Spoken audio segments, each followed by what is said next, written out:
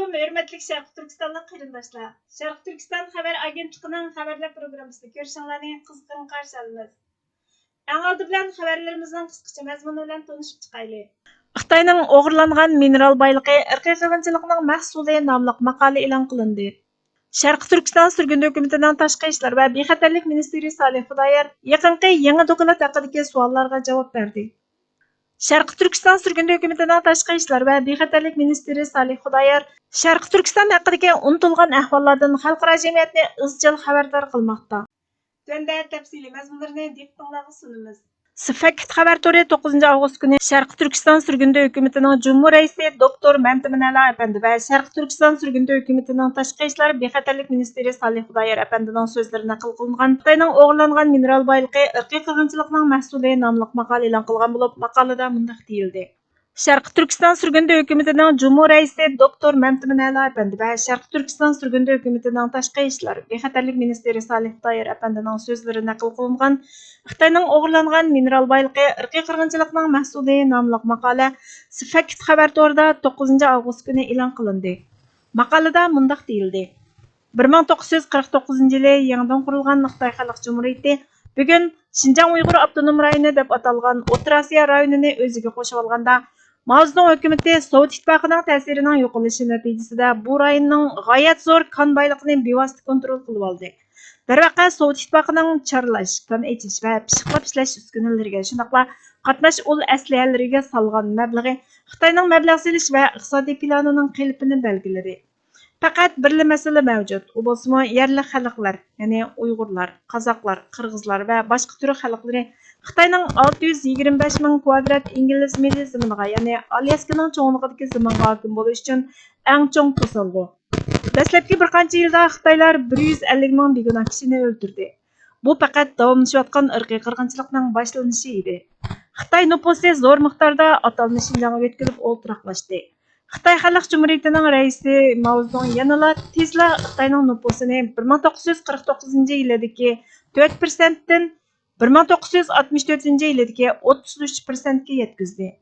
Şərq Türkistanning litiy, berilli, magniy, kerminiy, alyumin, tömür, kobalt, nikkel, mis, sinik, kumush, oltin, qo'g'ishin, shundoqla g'oyat zo'r neft va tabiiy boyliqlardan foydalanishga boshladi. Xitoy harbiy va iqtisodiy mavjudligini ko'rinarli oshirg'icha mustamlika qilguvchilar bilan mustamlika xalq o'rtasidagi kultur va ijtimoiy, diniy e'tiqodiy qatorliq taraflardagi farq g'oyat zo'r to'salg'i rolini o'ynadi. Shuning bilan bir vaqtda dunyo yaqinqi mezgillargacha Xitoyning litiy ionliq batareya bozorini egallab olganligini, elektronlik mashina va quyosh energiyasi batareyasi ishlab chiqarishda oldingi o'ringa o'tganligini his qilg'ichi bo'lgan vaqtgacha o'z ishi bilan aldirash yurib, diqqatini Xitoyga og'dirmadi. Uyg'ur mustaqillik rahbari Salih Xudoyerning so'ziga qaraganda, Xitoylar yerlik turi xalqlarga ziyonkashlik qilishdan azaldan voz kechmagan bo'lsa-mu, ammo ularning mustamlika qilish, qirg'in qilish, Osmosiya yurgizish va ishg'ol qilib olish harakati 2014-yildan keyin vahshiylashib, keng ko'lamli irqiy qirg'inchilikqa aylangan. Bostirish 3 milliondan ortiq Sharq Turkistondagi Uyg'ur va boshqa tur xalqini jazo lagerlariga, majburiy emgak rayonlariga qamash, 880 ming bolani oilasidan ayirib etish, 16 mingdan ortiq masjid va kultur markazlarini buzib chiqish, ayollarni tug'mas qilib etish, bosqinchilik qilish qatorliqlarni o'z ichiga oladi. Xitoy, Amerika va boshqa g'arbdagi 10 necha davlatning noroziligini pisantiga olmadi. G'arb shirkatlariga irqiy qirg'inchilikning mollari sotildi. Xitoyning qo'rqinchoq g'arbni masxara qilishi 2023-yili Birlashgan Davlatlar Tashkiloti kishilik huquq kengashida yangidan saylanish bilan texmi namoyon bo'ldi. Prezident Clinton vazifaga o'tirgan oxirgi yili Xitoyni Dunyo savdo kengashiga qabul qilib, irqiy qirg'inchilikchi davlatni eng yaraydigan davlat salohiyatiga erishtirdi. Texi yaqindala G'arb Xitoyning halqaliq kon mahsulotlari bozorini butunlay kontrol qilib olishini yer shari bexatarligiga tahdid dedi va bu yerli xalqlarga nachar muomala qilishni og'ir masala deb qarashga boshladi. Zirkoniy qatishmasi issiqqa, chirishga va neutronning sumirilishiga alayda qarshi turish iqtidori bilan qimmatli bo'lib, skamjet ko'ydirish uyi, issiqlik qalqini yetaklash zapchaslarini ishlab chiqarish qatorliqlarda muhim rol o'ynaydi. Yadro reaktorida yiqilg'i tayoqchalarining qoplanishida alayda ishlatildi. Xitoy 75 yil ilgari Stalinning yordami orqali egallab olgan Sharq Turkistondan foydalanyapti.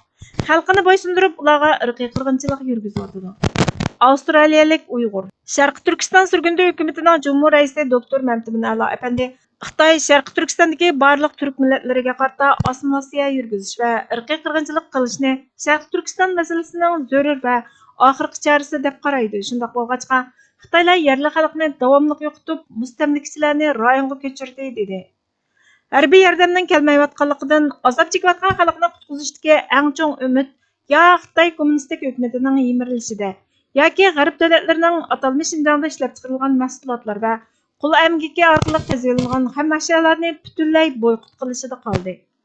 Bundaq boykot tarixiy ulgu bo'lmay qolmaydi. 1948 yili Janubiy Afrika irqiy ayrimchilikni yo'lga qo'yishdan bir yil burun Hindiston Birlashgan Davlatlar Tashkilotiga murojaat qilib, Janubiy Afrika indianlarining irqiy kamsitishga va adolatsiz muomalaga uchraganligidan shikoyat qildi.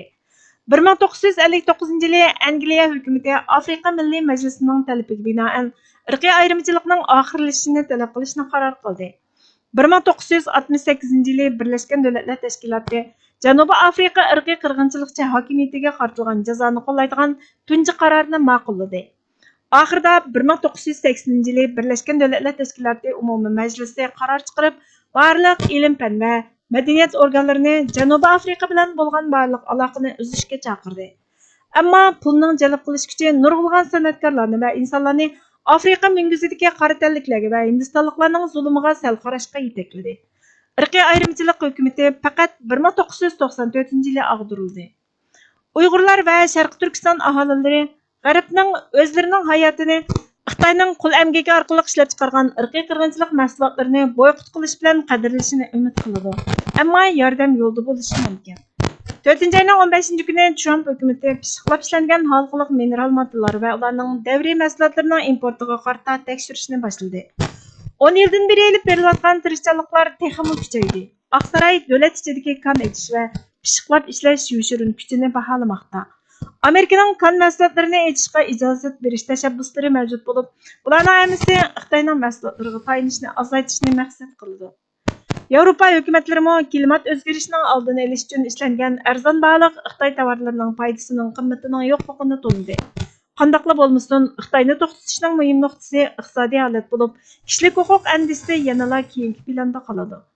Xitoyning xatarlik konchilik sanoati uchun dunyoni go'ro'ga elishi, Uyg'urlar va ularning qarindoshlarining adolatga erishish uchun eng chong to'salg'i bo'lishi mumkin.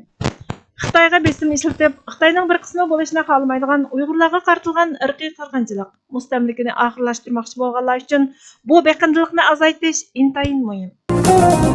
Sharqiy Turkiston surgundi hukumatining tashqi ishlar va bexatarlik ministri Salih Xudoyor apandi yaqinqi yangi doklad haqidagi savollarga javob berdi. Sharqiy Turkiston surgundi hukumatining tashqi ishlar va bexatarlik ministri Salih Xudoyor apandi 21 avgust kuni CBN televiziyasining ziyoratini qabul qilib, Amerika Tashqi ishlar ministrligining yaqinqi yangi kishilik huquq dokladi haqida so'ralgan savollarga javob berdi. Diktor Amerika Tashqi ishlar ministrligi yillik inson haqlari dokladini e'lon qilib, Xitoyning Sharqiy Turkistondagi Uyg'ur va boshqa turkiy xalqlarga qartilgan vahshiyliklari ustida to'xtaldi. Sharqiy Turkiston surgundi hukumatining tashqi ishlar va bexatarlik ministri Salih Xudoyor apandini ekranimizga taklif qildik. Salih Xudoyor, Xitoy hukumati sizning xalqingizga nima ishlarni qilyotdi? Tashqi ishlar ministrligining bu yilgi kishilik huquq dokladini ilgirki yillardagi kishilik huquq dokladi bilan solishtirganda qandaq afzalliklarga ega deb qaraysiz deb so'rganida Tashqi ishlar va bexatarlik ministrimiz Salih Xudoyor apandi amaliyotda bu yillik doklad bilan burunqi dokladning ancha cho'ng farqi yo'q. Reallik shuki 2014-yili boshlangan irqiy qirg'inchilik 10 yildan beri davomlashyotdi. Eng oxirgi doklad irqiy qirg'inchilikning davomlashayotganligini, ya'ni Xitoyning Uyg'ur va boshqa turkiy xalqlarni to'xtamay tutqun qilayotganligini, nurg'unlarining rasmiy turmaga tashlanganligini, millionlagan Uyg'urlarning Sharqiy Turkiston va Xitoyning ichkari o'lkalaridagi Xitoyning shirkatlarida majburiy emgakka silinayotganligini jazmlashtirdi. Uningdan boshqa Xitoy hukumati organ yig'ilish sanoatini taraqqiy qildirayotganligini, bo'libmi siyosiy jinoyatchilarni Uyg'ur va boshqa turkiy xalqlarni nishon qilganligini oydinlashtirdi. Doklad yana Xitoyning Amerikani o'z ichiga olgan dunyoning har qaysi joylaridagi davlat olqigan bostirishini bayon qildi dedi. Diktor Trumpning oldingi hokimiyat mezgilida tashqi ishlar ministri Mike Pompeo Xitoyning Uyg'ur va boshqa turkiy xalqlarga qarata yurgizgan inson haqlari dafsanchilikni irqiy qirg'inchilik deb e'tirof qildi. Bu qadamning izchil e'tirofning Uyg'ur va boshqa turkiy xalqlar uchun qanday ahamiyati bor deb so'rganida Salih Xudoyor apandi javob berib, bu Sharq Turkistonlik Uyg'ur va boshqa turkiy xalqlar uchun intayin muhim bir qadam. Chunki xalqaro jamiyat bo'libmi Amerika Qo'shma Shtatlari boshchiligidagi xalqaro jamiyatning xalqimiz duch kelgan zulmning ig'irlik darajasini e'tirof qilishi intayin muhim. Buningga ergashib, ondan ortiq g'arbdagi davlat parlamentlarimi Xitoyning vahshiyligini irqiy qirg'inchilik deb e'tirof qildi.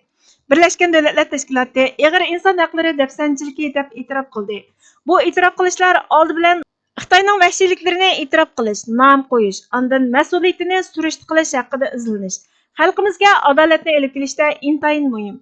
Bu qarordan keyingi taraqqiyot davlat bexatarlik tarmoqlarining Uyg'ur majburiy emgakining oldini olish qonunini kengaytirishi to'g'ri bir yo'nalish.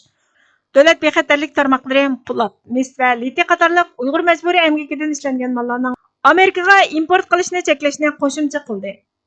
Bu Amerikaning port, tamojna va chegara qo'g'dash bexatarligini kuchaytiradi dedi. Riyosatchi Xitoyning Uyg'ur va boshqa turkiy xalqlarga irqiy qirg'inchilik yurgizishdagi maqsadi ularni tamoman yo'qotish. Ular buning uchun nimalarni qilyotidi? Balasini tushirib etish, to'y qildirish degandek deb so'rganida Tashqi ishlar va bexatarlik ministerimiz Salih Xudoyor apandi organ yig'ilishni tekshirish mutaxassislarining mo'ljaviga qaraganda Xitoy har yili 25 mingdan 50 minggacha Uyg'urni organlari uchun o'ldirgan. Undan boshqa 100 minglagan Uyg'ur ayollarini qasddan tug'mas qilib o'tgan. Ularning o'zlarining rasmiy sonliq ma'lumotlari shuni ko'rsatdiki, o'tgan bir necha yil mobaynida 3 million 700 mingdan ortiq Uyg'ur va boshqa turk bolalarining tug'ilishining oldini olgan. Millionlagan Uyg'ur va boshqa turk bolalarini oilasidan ayirib etgan. Davlatning yatoqliq maktablariga, daril-tamlarga yerlashtirgan. Sunniy amrohdan tortilgan rasmlar, sonliq ma'lumotlar, jurnalistlarning imkoni yetganicha tortib olgan suratlari shuni ko'rsatdiki, ular lagerlarga nazarband qilingan. Xitoyning ijtimoiy axborotda tarqatgan sinlaridimi bolalarning mingisini yuyotganligini ko'rgili bo'ladi. Ya'ni Uyg'urlar Xitoy ozodlik armiya jangchilarining kiyimini kiygan. Yerli Xitoy millatchiligi bilan mingisi yuyilgan. Milliy etnik kültürüden, dini e'tiqodidan, an'anaviy meroslaridan ayrilgan dedi.